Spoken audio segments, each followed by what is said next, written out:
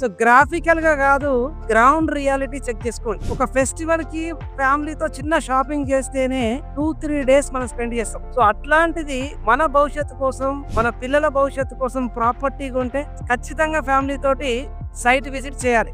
మరి మన ఫ్యామిలీ కోసం, మన భవిష్యత్తు కోసం మంచి ప్రాపర్టీ కొనాలంటే ఖచ్చితంగా మీరు సైట్ విజిట్ చేయండి. అంటే వీలున్నప్పుడు చూస్తే మీకు అనుకూలమైన ప్రాపర్టీ దొరకకపోవచ్చు, వీలు చేసుకొని చూస్తే మాత్రం ఖచ్చితంగా ఉన్న ప్రాజెక్ట్ లో ది బెస్ట్ ప్లాట్ దొరికే అవకాశం ఉంటుంది. So when you go with the ground reality, obviously అక్కడ గ్రౌండ్ డెవలప్మెంట్ ఏంటి, సరౌండింగ్ డెవలప్మెంట్ ఏంటి, లొకేషన్ హైలైట్స్ ఏంటి, అండ్ కంపెనీ బ్యాక్గ్రౌండ్ ఏంటి, అండ్ ఆఫీస్ ఎక్కడ ఉంది, at the same time document verification ఏంటి, సో ఇవన్నీ మనం చెక్ చేసుకోవడానికి అవకాశం ఉంటుంది. సో ఓన్లీ ఆన్లైన్ లో చూసి, గ్రాఫికల్ గా చూసి నేను ఇన్వెస్ట్ చేస్తా అంటే కళ్ళు మూసుకొని మీ భవిష్యత్తుపై బెట్టింగ్ పెట్టినట్టే.